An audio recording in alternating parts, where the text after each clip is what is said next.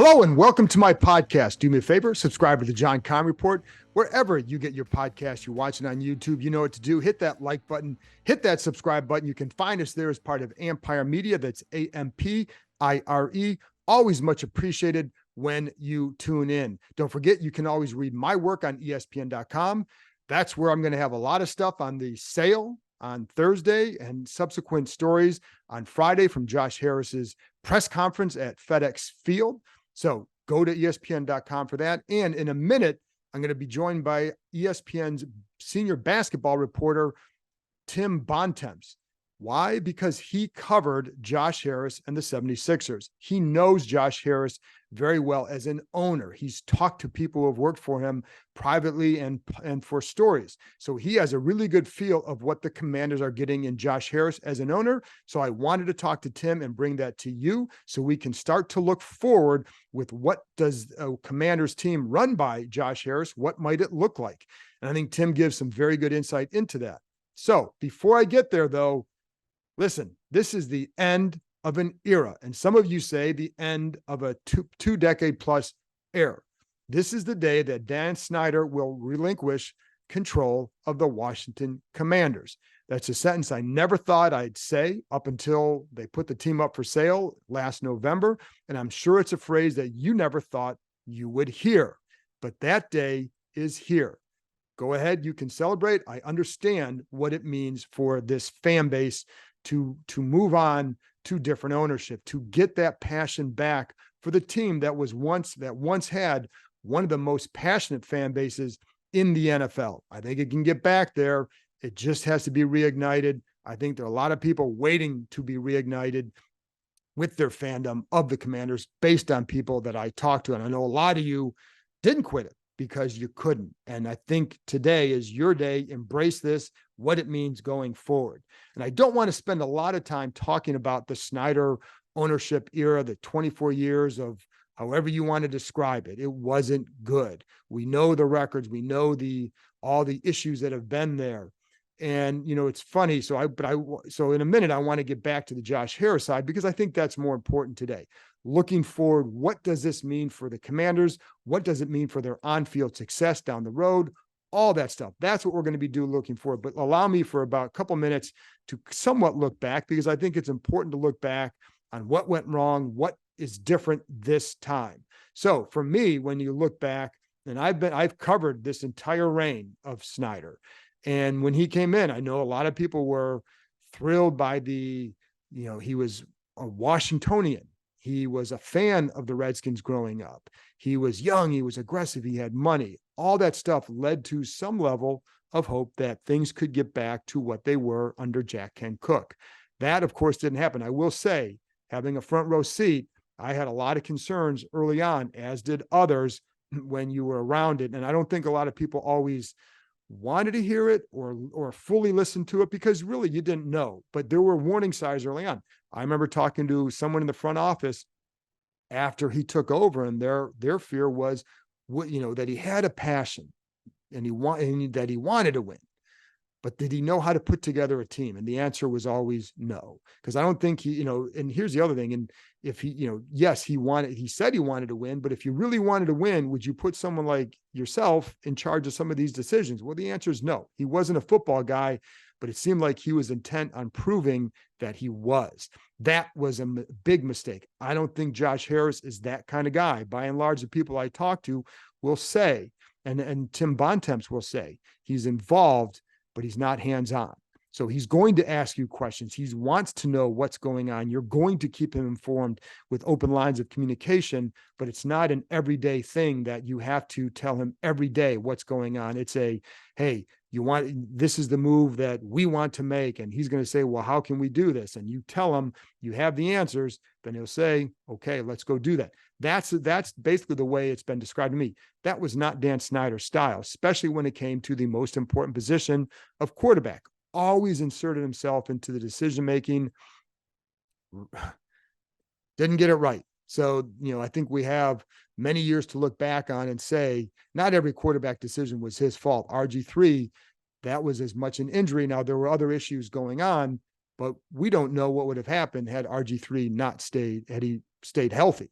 So you can look at that however you want, but a lot of other decisions were certainly not the right ones. And that became a problem for this franchise and it wasn't just on him, but those were areas that he would too often insert himself in, not saying like, yeah, given the green light to go do it or asking questions why, but telling someone, Jeff George, the football people did not want Jeff George. He kept pushing and pushing until they had no choice. And he told Vinny Serrato, this is my team. You're going to go get him. And that's what he had to do, regardless if they thought it was a smart move or not. Anyway, all that is done. And I think that's where Josh Harris will be very different. So that's why I say, I think it's important to look at that. And then surrounding yourself with the right people. That to me was another big issue with Snyder. He did not always surround himself with the right people. And he would too often listen to those people. And that became a problem. Even people who work for him now said that was probably his biggest failing, is he didn't listen to the right people, or he didn't surround himself with enough of the right kind of people who represented the franchise in a certain way, or, but that's on Snyder, because maybe he didn't want those kind of guys around him or people around him. And that's on him, not, but those are the people he hired. And, you look at like a guy like Bruce Allen. While right now, I mean, there's all those lawsuits and all that, but the bottom line was Bruce Allen was not a good team president. And part of the reason why people always wonder, like, why are there so many leaks in Washington? Well, it's because the culture that you create, that they created. And I put that on Allen too. Snyder hires him. Everything starts at the top, but Allen also didn't like, he was cheap. And when you create disgruntled employees. And that leads to people frustrated, people wanting to talk because they get frustrated being there. So all that stuff came into play. And again, it always, always, always starts at the top. And it's why over the years, I think a lot of people in the fan base would get frustrated or lost hope, because you knew all these people underneath him kept changing, but the one constant was the guy at the top. And when that guy is making the decisions or can't get it right, do you have that hope that it will ever turn around? The answer, I think, for a lot of you was no.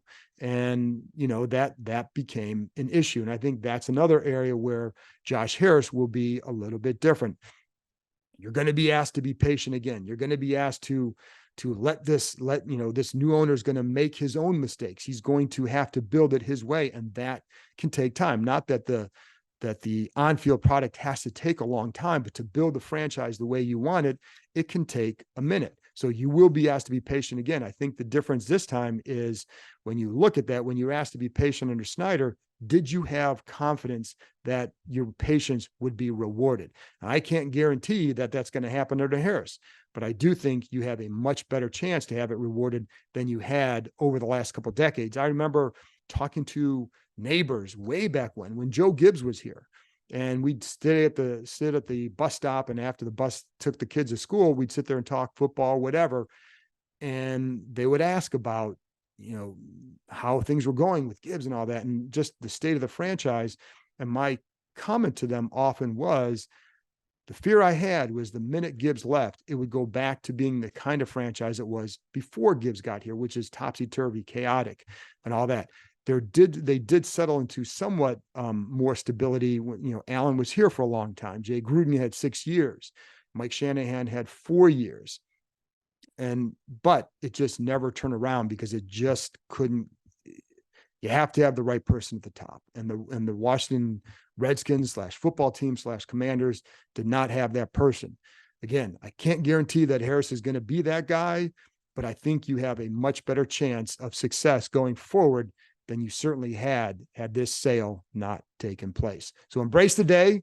It's a new day for all of you. And again, having covered this team for so long, I understand what it means to this fan base and what hope means to a fan base. And I think that's one thing that perhaps you have for the first time in a long time. Now, here's my conversation with ESPN basketball reporter Tim Bontemps. The adventure park is ziplining through the trees. It's climbing from platform to platform. It's even an axe throwing competition with your friends. But what the adventure park really is opportunity. Reconnecting with friends and family, accomplishing a challenge, and making lasting memories. So book your visit today and choose your own adventure. Well, Tim, you have experience covering Josh Harris or getting to know him, or at least his ownership style. So I just, in general, we'll get into some specifics, but what kind of an owner has he been for the 76ers? I mean, if he's the same owner he's been with the 76ers with the Commanders, I think Washington fans will be happy, because he's generally gone and sought after pretty good people, and then has generally stayed out of the way and is invested in his teams. And I think that's certainly what the hope and expectation, I think, will be in Washington. I mean, they pursued Bob Myers at different points, the longtime executive with Golden State. They went and tried to get Daryl Morey a couple times, eventually got him, paid up for Doc Rivers and now Nick Nurse to coach the team. So they have gone out of their way to really try to invest at a high level in their organization, and have sought good people and empowered them to do the job. And, you know, Josh is not the most front-facing guy. He's not going to be out in the media saying a lot of stuff. You know, they recently had a presser for Nick Nurse and Daryl Morey, and he had an opening statement and then didn't say anything else after that. And, you know, I think in general, he spends money and he's got a track record of hiring good people and getting out of the way. And I think if you're just in general a fan of a team, I think that's overall a pretty good blueprint for what you'd like the guy owning the team to do. And certainly compared to what's gone on over the past couple of decades, I think, like I said, Commanders fans, I think, should be pretty happy with the outcome. Right, because you know this market, having worked here, as to what it's been like. And so that's right. When you talk about him going out and hiring good people, because I think you had told me too that he had pursued Daryl Morey 2 different occasions, correct? Yep. So what is it that you think they look for? Because when Dan Snyder was here, they're going out and hiring Joe Gibbs, Marty Schottenheimer, Mike Shanahan, good coaches. But what is it that with Harris that maybe would separate from just going out and getting a guy? What else does he do maybe to support that guy and to make sure that it works? Well, and like I said before, I think the key thing is to stay out of the way, right? There hasn't been the kind of meddling that I think it's safe to say that Dan Snyder has done with the football operation in Washington. I mean, the interesting thing about it, John, and I don't know the NFL executive class nearly the same way that you do. They went and hired Sam Hinkie, and then they went and hired the guy who was his boss in Houston, Daryl Morey, went and got more analytically inclined guys. I know there's obviously a lot more analytic style moves made in football now than there were 5 or 10 years ago, but I don't think it's quite the same process from that standpoint. But like I said, they also inquired about other top people in the past, and they to me have shown an interest and a willingness to pay good money to hire high-end people to run their teams. And, they're paying Daryl Morey and Nick Nurse a lot of money to coach and run the team, right? So to me, what I would look at from them is they're not going to be afraid to spend money to go hire really good people to put them in charge of the franchise and then let them do their job. And like I said, if I'm a fan, that's what I want, especially with a team like Washington. That's what I want. Go hire who you think is the best person and let them do the job. I think if they do that with the Commanders, I think everybody in DC will be pretty happy. And it's funny because he also is a big time. He's a sports fan. I mean, that everything I've heard about him, he's a sport. This would be. You have to be a fan to some degree with all the teams he's right. Exactly. Up. And he was a college wrestler and all that. How do you think, but he's also a businessman. So how do you think he balances that? Because as we know, the big thing here, well, Dan Snyder was a fan. Well, it didn't work out because he too often kind of, didn't make moves like an owner. But with Josh, how do you see that balance between being a fan, a sports fan, but also knowing how to operate a sports team? I think largely by not getting in the way. Okay. Right.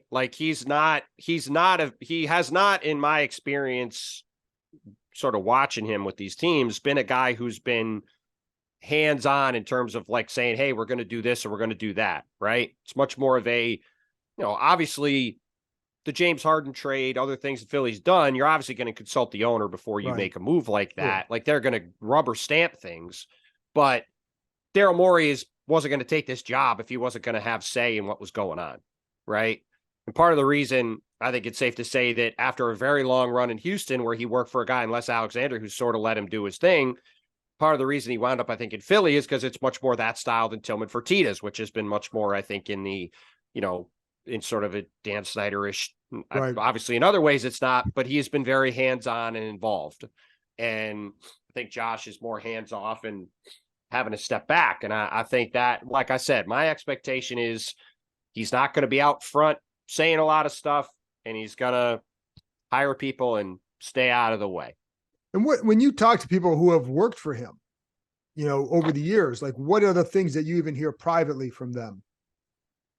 Sort of the same thing. Like he's not a guy that's heavily involved from the standpoint that he's like around every day or like in the mix with stuff, but they've had a lot of success. And I early on, certainly there were some ups and downs with the way the process went under Sam Hinkie, and then they hired DeColangelo sort of at the direction of the league office, and that obviously had its own interesting conclusion there.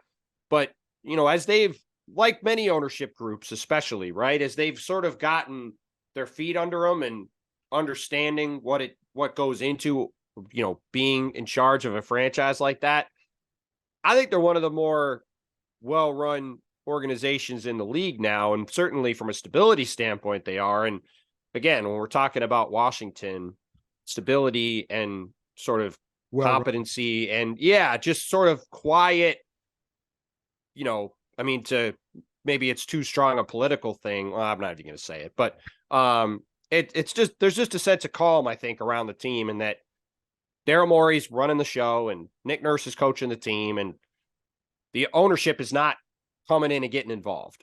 And I would assume it's going to be a similar thing. And the other thing is too, they're trying to build an arena in Philly, which is we're probably going to get to at some point in the conversation, I would think.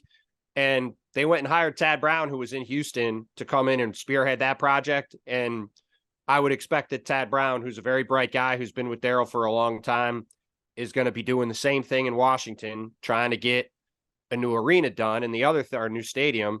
The other thing about that, where are the Sixers building their stadium? Downtown. And I don't know, I have knowledge of this other than just cursory, I've talked to Tad and said, like, congrats on things working out. But if I had to guess, based off the fact that they have a downtown arena in Newark at the Prudential Center, they have a downtown arena they're trying to do in Philadelphia, I would certainly think a downtown DC or stadium makes sense based off of their general blueprint of how they've done things. Now, can they get that done? As we know, there's a lot of things that have to happen for that to come to fruition. But I think when they're talking about building a new stadium, which I'm sure they're going to do, to me, that's the thing I would first look at is, can they get back downtown again? Because just based off of how they've done everything else, I would suspect that's the thing they're going to try to do. Well, and I would think that anybody, I would think that would be, I know the stadium is a top priority for them. And I think anybody was going to come in and look at RFK, that area first, to see if you can make it work. As you know, again, you were in DC, the hurdles that exist to get something built in DC. Why do you have a sense of why it's important for them to be downtown and, with those arenas? And did you ever get a sense from why that was important versus the suburbs?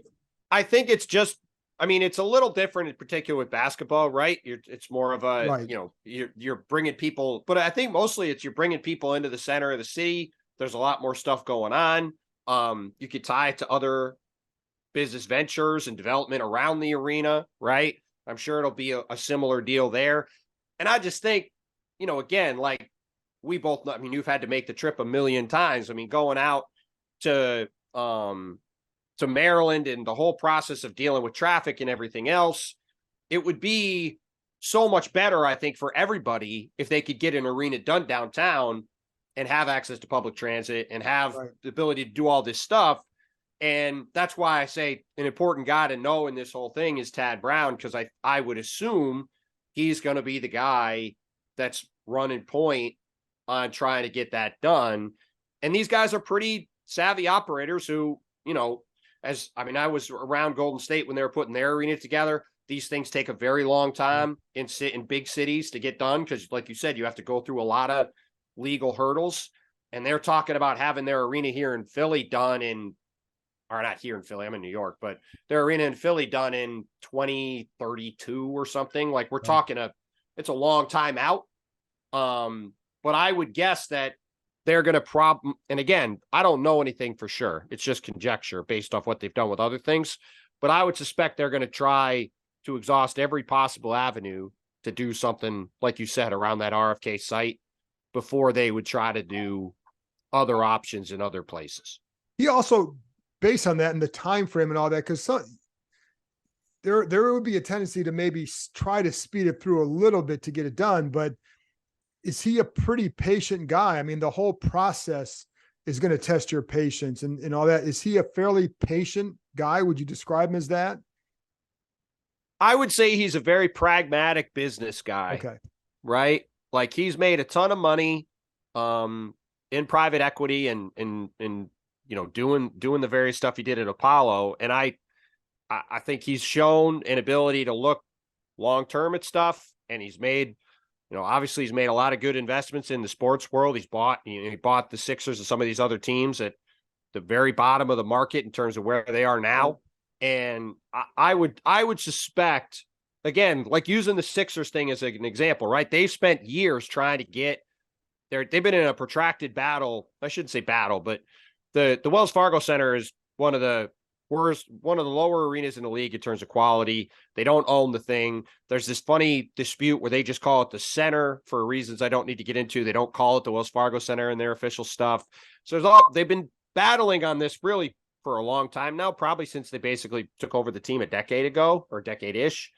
And they're going to get an arena in 10 years, right? So if you look at it that way, that there's a 20-year window to eventually get where you want to go.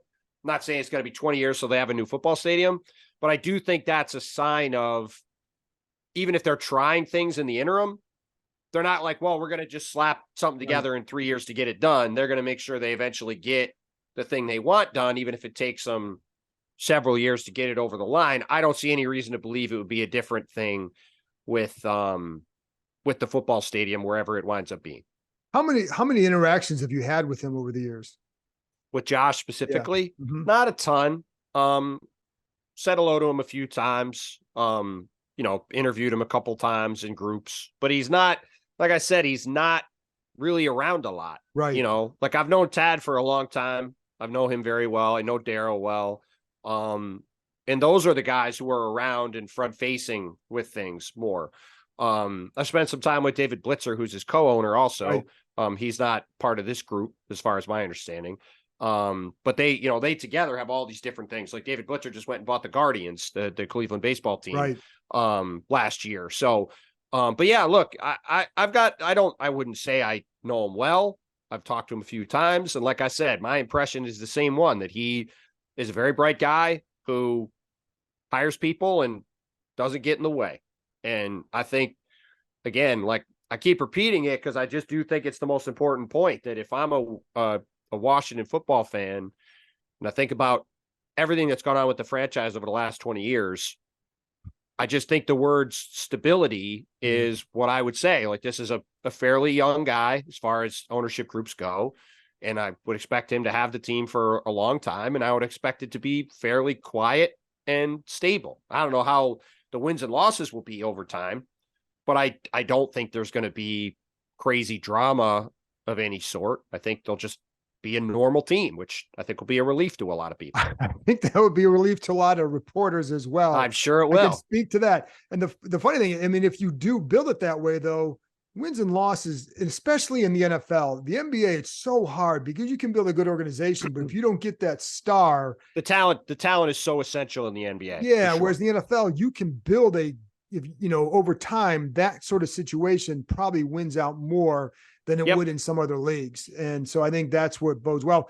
And the other, when you talk about analytics too, how big have analytics been for him? Because I've seen him quoted on that too with the Devils and with the Sixers. How big is that a factor for them? Well, and the Devils have had a ton of success too. They've gone through a rebuild and are on the upswing too. It's a good point. I mean, I think it's I would say if you look at their front office hires, right? The two guys they went and got, the Colangelo thing is sort of separate for a variety of reasons, but they went and hired Sam Hinkie at the beginning. Then they went and hired Daryl Morey. And so to me, if you're hiring those two guys, you believe in that in sort of a data-driven approach, right? And given his background in private equity, it makes sense that would be sort of the thing they would be drawn to, is a data-driven approach. Like, hey, show me a model of why this is going to work. Right. I don't have billions of dollars, but certainly when these guys are making these kinds of decisions, it's based off of, you put together models of what things are going to look like and you drive your decisions towards that. So I think we've seen that as the way they've approached things in the NBA. Like I said, I don't think the NFL is quite the same, right? But they've shown a consistent trend of going after elite talent and paying for it. And my suspicion is a similar thing will happen in Washington. And that's, like I said, the early on with Snyder, he did go after those guys, but it was more the support around them, I think, that led to some failures and also trying to be too involved. And so, yes, it's funny because when you'd see Josh sitting next to Doc Rivers during a game on the bench, you wonder is he, because how involved is he? And is it just more? And again, there's a difference. To be fair, a lot of owners sit in those seats though. Yes, of course. It's not right. Yeah. I had some people here point that out to me. And so I think, and you were telling me one time, active, but not, meddlesome. And I think that's how an owner should be. And, be active. It's your team. You spent $6 billion, but don't meddle and don't sit there and tell them oh, this is the quarterback that I want. Oh, really? Yeah. He's not like Mark Cuban, sitting there, on the bench, involved in running the organization. Right. You know what I mean? They've hired good people and are letting them do the job, and they're at the games and they're around. But yeah, him sitting in those seats, Ted Leonsis sits basically the same seat in Washington, right? That's sort of a Joe Size in the same seat in Brooklyn. A lot of owners either sit on the baseline next to the bench, across from the bench, or in those seats between the scorer's table and their bench. And that's Josh Harris is in the latter part. Anything else need to know about him, Tim? I mean, I think, you've given a good description for people listening to get a feel for him and what they might have, but anything else we need to know? I really just would emphasize again that I think because I went to college. One of my college roommates is from Fairfax County and went to Chantilly, and I know a bunch of people from the area. Obviously worked at the Post for a few years, as you mentioned before. And, I would just say that I think for a fan base that has been desperate for a competent, stable, normal organization, I think the Washington Commanders will be that. I don't know what they're going to win, right? But I don't think it's going to be constant drama and constant chaos and not knowing where to turn every day as a fan, going, when is this going to stop? I think they're just going to be sort of a run-of-the-mill, normal NFL team. And we'll see it, like you said, we'll see if the wins and losses follow, but they have proven to have a track record of getting stadiums done, hiring good people, and staying out of the way. And if they do those three things, like you said, I think Commanders fans will take the results as they come after that. And, I think they'll be happy to live with it. Thanks a lot, Tim. Of course, man. Thanks for having me.